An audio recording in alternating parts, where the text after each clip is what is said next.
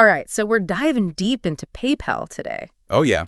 You've sent over some really interesting research on them. Okay. It goes way beyond like the typical headlines, you know? Right. Seems like you're considering investing. Yeah. And want to know if their valuation right now, which is pretty low, if it actually presents a good opportunity.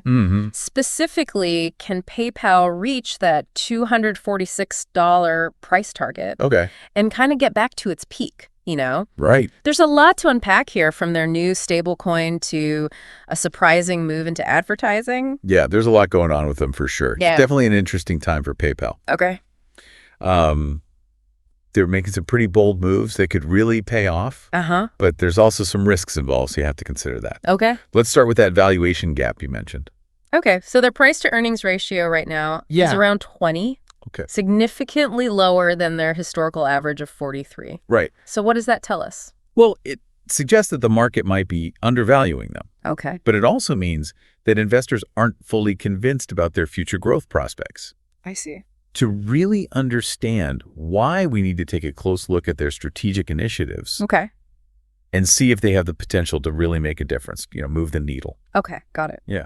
Let's talk about PYUSD then. Okay. Their stablecoin. Sure. A lot of people are saying this could be a real game changer. Yeah. Why is that? Well, PYUSD is really interesting because it's not just another stable coin. Being backed by U.S. dollar deposits and treasuries makes it very trustworthy. Okay. Especially with, some other stable coins failing. Right. But the real potential is in how it could position PayPal within the broader world of decentralized finance. Okay. Or DeFi. DeFi. Yeah. For those of us who aren't quite up on like the latest crypto lingo, can you break that down a bit? Sure. What's the connection between PYUSD and DeFi? Okay, so think of DeFi as this like parallel financial system built on blockchain technology, offering things like lending, borrowing, and trading. But without the traditional intermediaries like banks. I see. Now imagine PayPal using PYUSD to offer interest-bearing accounts. Where you could earn interest on your stablecoin deposits. Okay.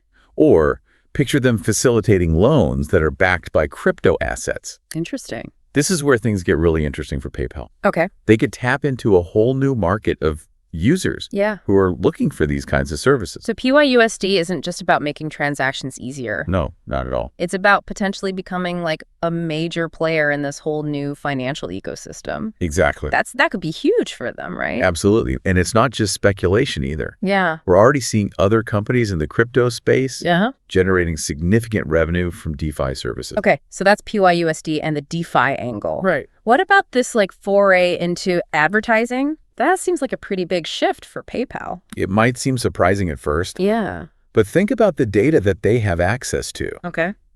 Over 400 million active users. Wow. And detailed insights into their buying and selling habits. This is incredibly valuable to merchants. Especially in today's targeted advertising landscape. Right. Like imagine a merchant being able to reach customers who have previously purchased similar products through PayPal. That makes sense. That's very powerful. So they're essentially leveraging their user data to create this new revenue stream. Exactly. But isn't that a bit risky? It could be. What if users push back against having their data used for advertising? That's a valid concern. Yeah. Privacy is a big issue these days. For sure. And PayPal needs to be very careful about how they implement this. Okay. They need to be transparent with users about how the data is being used. Right. And give them control over their preferences. Yeah. If they can strike that right balance. Yeah. It could be a very lucrative business for them. Okay. Yeah. It's a tough balance for sure. Right. Finding that sweet spot where they can make money from their data. Right. But without like alienating users. Yeah. But let's shift gears a bit. Let's talk about another key area where PayPal is trying to stay ahead of the game. Oh, hey. Their core products and services. Right. The materials that you shared mentioned things like Fastlane Checkout and that CashPass Rewards program. So what's the strategic thinking behind these new innovations? It's all about staying ahead of the curve. Okay. And making PayPal like the most convenient and rewarding choice for consumers and merchants. Okay. Think about it. Yeah. The payments landscape is incredibly competitive these days. Yeah. I mean, you've got Apple Pay and Google Pay. Right. And ton of other fintech startups. Oh, and not to mention all the crypto payment options. Exactly. Yeah. So for PayPal to stay on top, right, they need to constantly be innovating and offering features that really make people want to choose them. Okay. Over all the competition out there. I see. Fastlane Checkout, with its one-click guest checkout integration, is a perfect example. Yeah, okay. It's all about reducing friction, making online shopping faster and easier. So it's just like a convenience thing. Yeah, totally. Okay, and the CashPass rewards are all about building loyalty, I'm guessing? Precisely. Okay. It's about giving users a reason to stick with PayPal, even when they have other options available. So if people are earning rewards and having like a good experience overall, yeah, they're less likely to switch to another company. Exactly. Okay, so we've got PYUSD and DeFi, this new advertising play, and all these product innovations going on. Yeah. It sounds like PayPal is really firing on all cylinders here. It does seem that way. But is it enough to justify that $246 price target? Well, there's one more crucial piece of the puzzle we haven't talked about. Okay, what's that? Leadership. Ah, right. PayPal has a new CEO, Alex Chriss. Exactly. What can you tell me about him Sure. and the direction he's taking the company? But Chris comes from Intuit. Okay. And he had a really impressive track record there, full of innovation and growth. Okay.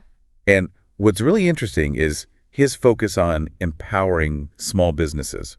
I can definitely see how that aligns with PayPal's existing strengths. Right. They've always had a strong presence in that space. Exactly. And Chris seems to be doubling down on that. Okay. He really sees small businesses as a key driver for PayPal's future growth. Makes sense. Yeah. And he's putting strategies in place to make PayPal the go-to platform for their financial needs. So a new CEO with a strong vision and a good track record. That's got to be a good sign, right? It's definitely a positive sign. But is it enough to turn things around and, get back to that $246 price target? Well, leadership is critical for sure. Right. But it's not a guarantee of success. Chris can set the vision and strategy, but it's up to the entire company to actually execute it effectively. Right. They have to deliver on these initiatives, Okay. show consistent financial performance, and prove to the market that they are a solid investment. So it's kind of a wait and see situation. I think so. We need to see if they can actually walk the walk. Yeah. Not just talk the talk. Exactly. Yep. The potential's definitely there. But it all comes down to execution. Yeah. If PayPal can successfully implement these initiatives and navigate the risks involved, right, they could be well on their way to, reclaiming their former glory. Yeah. But if they stumble or can't adapt, that price target might stay out of reach. Okay, this has all been incredibly insightful. Oh, good. But let's bring it back to our listeners' main question. Okay. Can PayPal hit that $246 price target? Given everything we've discussed, what's your take? Well, it's not a simple yes or no answer. Okay. Remember, the market is currently valuing PayPal at a much lower price-to-earnings ratio than its historical average. Yeah. So that tells us investors aren't fully convinced yet. So what would it take to convince them then? What are the key things to watch for as an indicator of PayPal's success? Well, there are a few key metrics to keep an eye on. First, the adoption rate of PYUSD. How quickly is it gaining traction? Is it becoming the go-to stablecoin for DeFi transactions? That makes sense. If PYUSD flops, that whole DeFi play could fall apart. Right. What else? The growth of their advertising business is also crucial. We need to see how much revenue they're generating and how it's affecting their bottom line. Right. Are they attracting big advertisers? Are they able to target ads effectively? Yeah. Without raising privacy concerns? So revenue growth and user acceptance are key. Exactly. Okay, what about Chris and this new leadership team? Yeah. What should we look for in terms of their performance? Well, consistent financial performance is essential. Are they hitting their earnings targets? Are they improving operational efficiency? Yeah. And beyond just the numbers, are they executing on their strategy? Right. And making progress toward their goals? So it's not just about having this big vision. Right. It's about actually making it happen. Exactly. The market wants to see real, concrete results.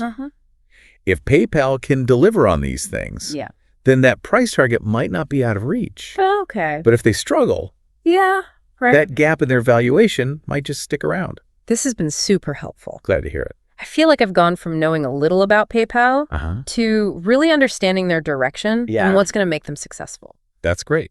Thanks so much for sharing your expertise. You're very welcome. Yeah, it really feels like PayPal's at like a crossroads. You know, they could either come back strong or just fade away. It's possible. It all comes down to how well they handle all this stuff, right? Yeah, I think that's a great way to put it. Okay. It's a really make or break moment for them. And we've been focusing on, all the good things that could happen, but investing always has risks too. Absolutely. So what are some of the things that could go wrong for PayPal? Well, for one, the stablecoin market is still so new and unpredictable. Right. There's a ton of regulatory uncertainty around crypto in general, and there's a lot of competition out there. Okay. So if PYUSD doesn't take off or hit some regulatory roadblocks, it could really hurt PayPal's growth. Okay, so even if they have a great product, stuff outside of their control could still mess things up. Exactly. What about advertising then?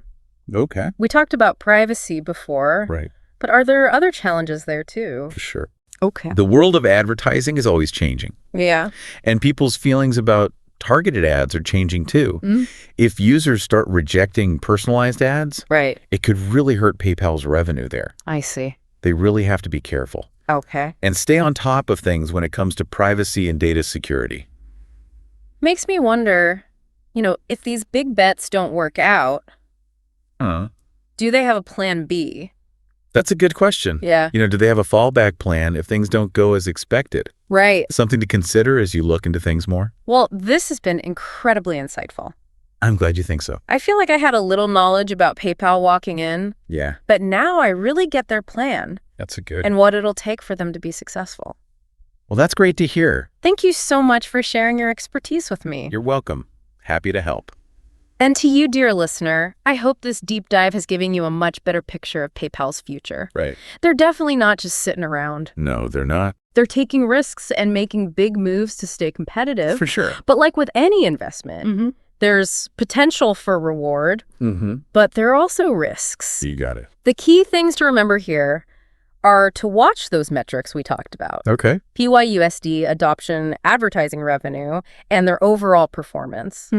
And maybe do some more digging on your own into the potential downsides. Right. And the risks that we didn't really cover from the research you gave us. That's a great idea. That's something to think about as you explore this investment opportunity. For sure. So keep learning, keep asking those tough questions. Yeah. And until next time, happy investing!